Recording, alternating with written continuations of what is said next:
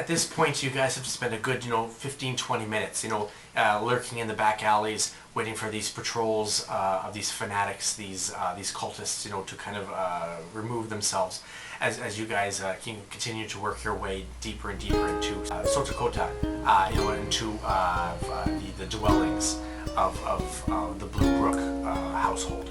Around this corner, and it looks fairly safe. It looks fairly contained. Give me who's leading the charge. Probably you, Thadius. Yeah, I'd be the one scouting. Yeah. So Thadius, give me a perception check as you kind of take a look-see around, just to make that final check to see if all's clear. 14. Absolutely, yeah. You hold off as the three of you are about to enter the street proper, and you quickly put out a hand, as a couple patrol bin on the far corner, exit to the rounds, and you dart across the street, into the small dwelling, located, tucked away, buried, in this scaffolding of system of households. And as you guys, run across the street, I see Zeema, kind of opening up the door, cautiously taking a quick peek in, and entering her small, humble home. Do you want to put your home on the train? Just in the center there? Right in the center. If you have to do it in 2 bulks. No, I can do it at once. I have confidence. There you go. And do you have your fig for your mother? Yes, just in the bed or anywhere else? Wherever you think she would be. At this point, it's probably... What time would it be there, Zeema? Well, I mean... about 7, so probably just, cleaning up back here. Absolutely, yeah. So it's coming on at 7 o'clock. Still, the sun is up, starting to set, in the distant sky. The 3 moons of Espna, the maiden, the anvil, and the harvest, are starting to kind of rise on the distant, east horizon. And as you enter your home, pulling back the curtain, revealing a small, shabby, wooden door. The door that your brother has said he's going to be fixing, for the longest time, but is yet to get to. And you open up the door, and escorting your 2 new friends in, and you see this small, halfling lady. Tending the hobble, with a cloth in hand, slowly, humming to herself, if you can call it that, under her breath. Do you want to give your home a little description there, Zeema, Rhys? Sure. It is everything in everything within that space is meant to make use of the space in which is already there. Mm-hmm. There's hardly any space on any of the walls because they either have shelves or have something hanging on hooks. Absolutely, yeah. Or it's stuff crammed under the bed. There's it's just you can only do so much of what you have, so use all that you have. Yeah, not a wasted inch of space. Even where you think too much is crammed in that corner, you could probably fit more. And it's yourself, your brother, and then your mom, Sisa. Yes. They share this space. The bed, small, worn, used, still tidy, maintained, and well kept. The place where your brother sleeps on the floor with his bedroll, you can see that is nicely rolled up, put away snugly underneath the bed, for it to be pulled out easily. And your mom, as the 3 of you enter, she turns, drawn from her work, and and the 2 of you, it's not necessarily make eye contact first. You make that psychic, connection first. Almost as if it was like a psychic doorbell. As you entered the house or the room, because it is a room, it's just a single room. Yeah. And she almost knows that you're coming up the stairs, even before you arrive. Give your mama a quick little description for everybody. Yeah, it's okay. Yeah, so I'd say she wears stuff that is what would consider somewhat plain. Mm-hmm. Is probably a little bit on the paler side, like keeps her hair tied back. I'd say blonde. Yeah. And is just I'd say she's fairly well composed, but she just always it's rare for her to not look tired. Yeah, you can see like the bags under her eyes, right? You know, and you're fairly young, I believe. How old? Your age? Your character's age? 22, I think we said. That's I'd say she's like at the beginning of her 40s as a halfling, but that's the human equivalent of like early 20s. Exactly, yeah. So how old would your mum be? Like, the way I see, you know, she'd probably have you at a young age. So, you know, you being the big sister, you know, she even had you at a young age. You know, so for a young female halfling to look this tired, you know, this aged, you know, this run down, you know that she's lived an already, you know, hard life. You know, what did they say? Hard times make hard people? Yeah. Yeah, and you know, you can tell that even though, you know, she's humming under her breath, if you can call it that, you know, she keeps the 20 by 20 foot room, you know, as clean as possible. You can see that she might be down, you know, but life hasn't defeated her. Mm-hmm. Yeah, and as she turns to you, you know, even before you're fully in the door, she knows, you know, your presence. You know, she can sense you coming up the doorway. As the three of you enter, you know, pulling back the curtain, you know, back into its place and closing the door behind you. Its hinge, you know, still creaking. You kind of have to jerry-rig it, you know, to kind of sit into place. She turns to you with panic in her eyes. As Zeema walks in, she like probably before even seeing the panic, she would have just said, I hope I didn't leave you waiting for too long. She reaches out to you, and she goes, it's not me that I'm worried about. It is your brother. He has not returned. You haven't seen him at all today? He went out this morning to the river, to the Sita, and he hasn't returned. From what I understand, there was an attack.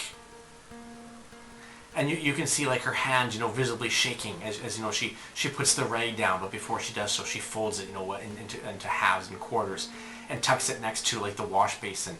But you can see that the fact that her son, her youngest, after all these hours, it's been 9-10 hours, you know, since he left this morning, you know, that she's desperately worried. You know, especially since it's not unlike him. Yes, he's younger. You know, it's not unlike him. You know, to be forgetful or unmindful of his tasks. You know, but he's always checked in.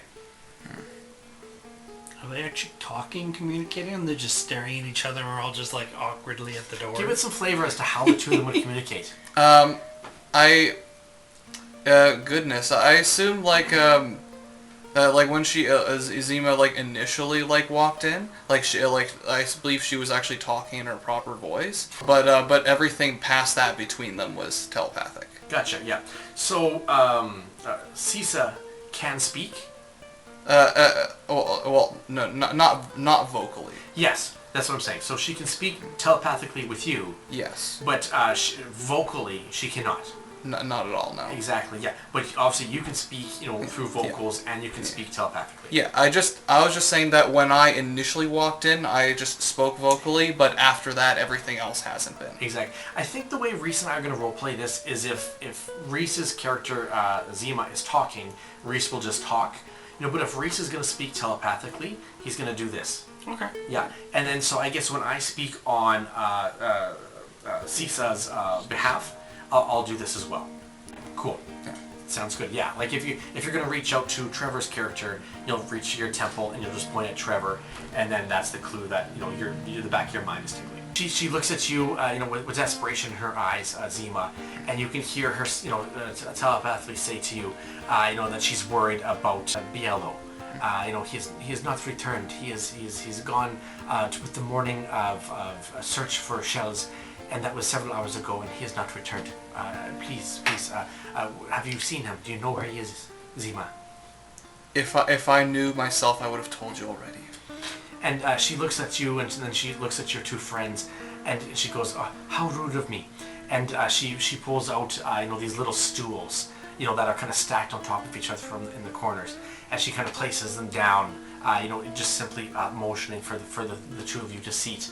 and she's already kind of dusted off a corner of the bed, the place that you would sit and read, kind of relax and stuff like that. She pulls out your pillow and kind of, puts it against the back of the wall, giving it a good pat, pat, pat, and, kind of motioning for you to have a seat. As she turns her back, pulls out a small tray of sliced fruit, seasoned breads, and, kind of puts it on the small serving table and simply just motions it for you, to... And all of this without saying a word. Yeah, and like, and if you guys like if you guys like are paused or like taking your time with it, Zeema would then just say, "Please take one." Thank you. I'm just gonna say there's no pause in Thadius. He's like, ooh, fruit and bread. digging in. Yeah. And like once again, you can see she's trying to be hospitable. Hospitable. Hospitable. There we go, man. Tongue tied.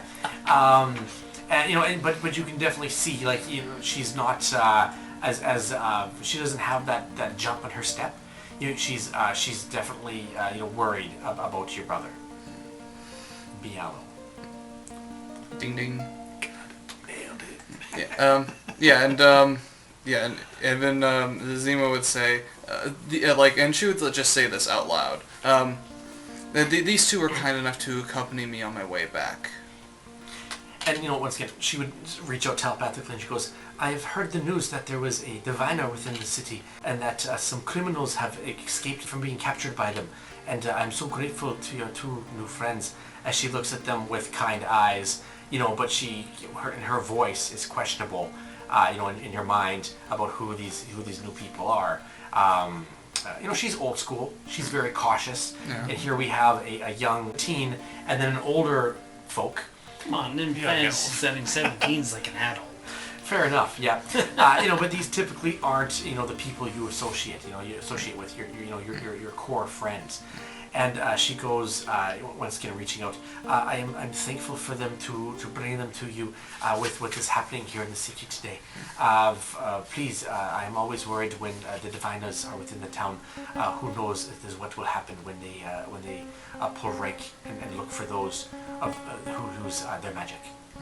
Well, I appreciate your concern. Thank you. But I'm thankful for these two for the help we have given each other today. We would have struggled to have gotten where we have if it wasn't for each other. And once again, she looks at the both of you, and then she gives which means thank you and sign. And once again, she mentions to you, we do not have much, but what we have is for them to enjoy. And then she points to the wash basin. She points to the plate of food that she laid out, which is already 3/4 of the way done. As Thadius looks up and he's got crumbs, on his face, and the juice of one of the dragon fruit, running down his chin. And she says, please, telepathically to her daughter, rest and recuperate, and then please have your friends be on their way. Yeah. What does it say? Oh, sign language. Very cool. Nice. So yeah, he'll basically. You were holding it sideways. Yeah. Yeah, common sign language is one of my languages. Cool. Yeah, cool. So she says thank you. He says, I guess we have to learn a little bit of sign language. Yeah. But yeah, so she pulls up one of the little chairs for herself and kind of sits further back in the corner, giving the three of you some space, and still kind of keeping a cautious eye, on the two of you, but kind of minding her own business, giving the three of you time to talk and to enjoy what meager food that she's prepared for the three of you. Yeah, are you still scarfing down over there? oh yeah. Yeah, she would give a bit of a just lower her hand a little bit and be like, ease a little bit. I'll let him go, and that won't do much, just enough to be thankful. And then she'd be like, okay. I was gonna say, Thaddeus isn't used to restricting himself. Like I said, in his community, when he has extra money, he gives it to That's true. people in the community. So no one's ever really been like, "Hey, cut it back a bit." Yeah. It's like, I'll throw a round shell on the counter. As time passes, as you know, the three of you kind of get your bearings, you see Sisa once again, get a little antsy as you know, a good 20 minutes has passed. She actually even goes to the front door and kind of looks down the alleyway, seeing, and Bealo, still hasn't arrived. And she reaches out to you and she goes, I am desperately worried. This is unlike him. It is already coming across 9 o'clock and he is not home. Where can he be? I hope he wasn't taken by the river. I would hope not so either. Did he tell you exactly where along the river he would go? She would probably say of the, I believe he mentioned yesterday over supper that he would be trying near the dams. There was from the rainwaters of 2 weeks ago. The collection there was apparently quite full, and as the current be taking the shells down, now that the moons have released the tides, there should be. And he said there would be a large collection as the dam waters had filled the levees.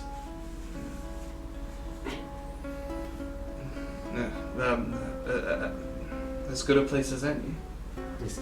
Would it be too much to ask you and your friends to go take a look? I know it is late in the hour, but I fear for his safety. Me no less than you. Mm-hmm. And I guess she would just look around like at you two and say, "You don't mind if I ask something of you, would you?" Well, It's been very quiet in here for the last little while. Much. I don't mean to unsettle you with our method of communication. My brother has not shown up at home yet, and it is unusual for this to not happen, and we're concerned for his safety. Thadius, give me a history check.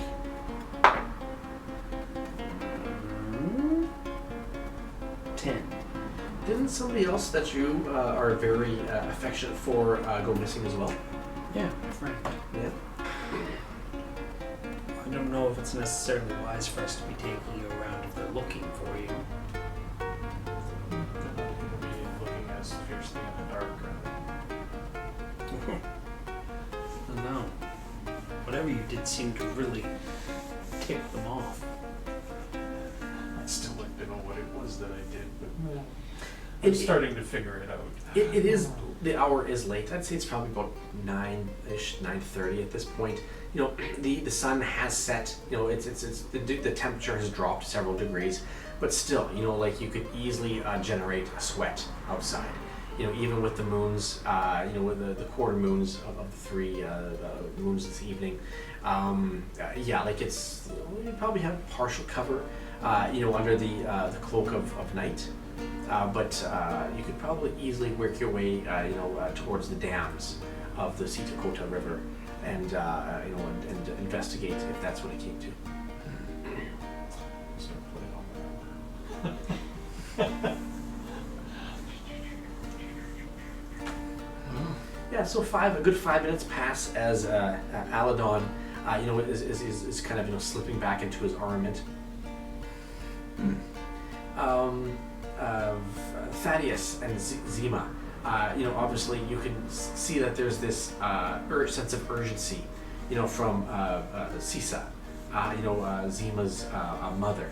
And obviously, she's concerned about the whereabouts of Bealo.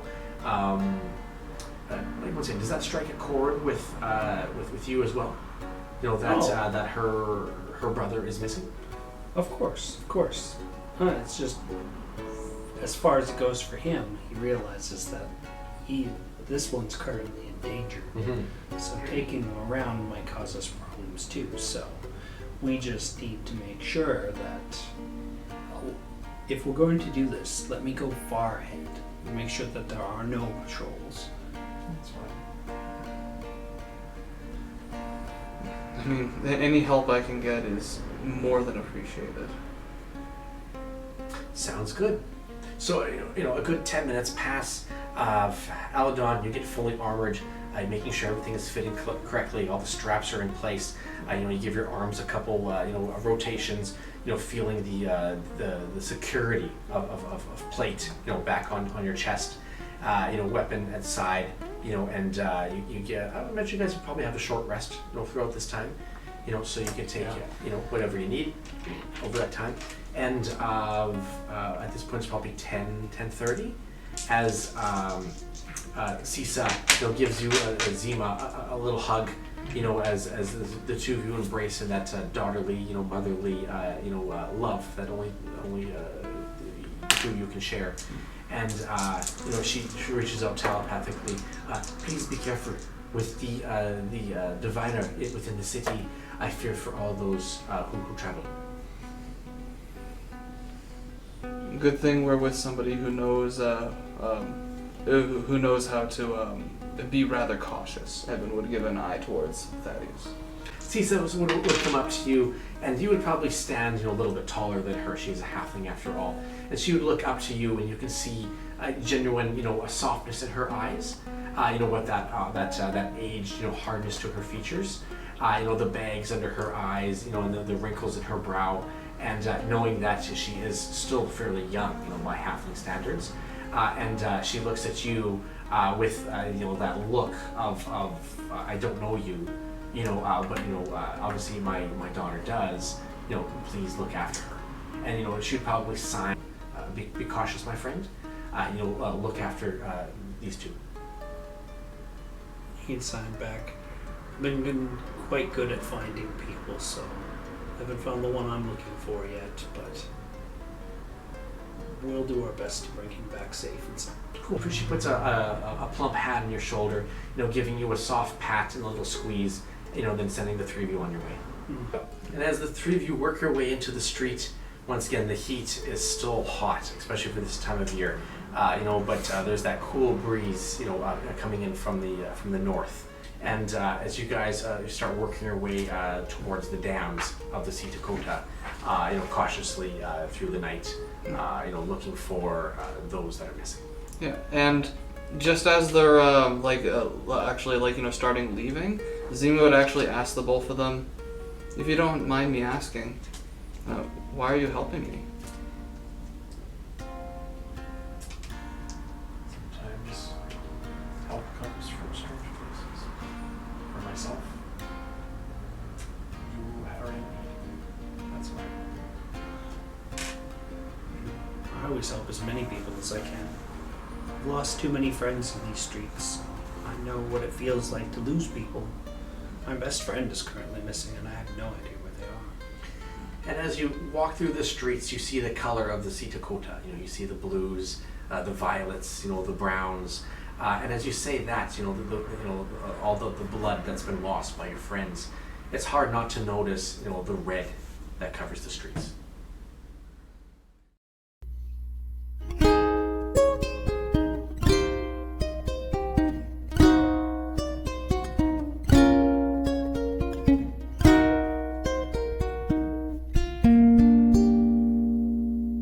I was gonna scratch my knee, but I almost reached out to scratch yours by accident. So what do? I go and scratch his knee when I said I almost scratched his knee. Actually, I didn't, so that you could see what I was doing. Anyway, I scratched your knee for you. I hope it.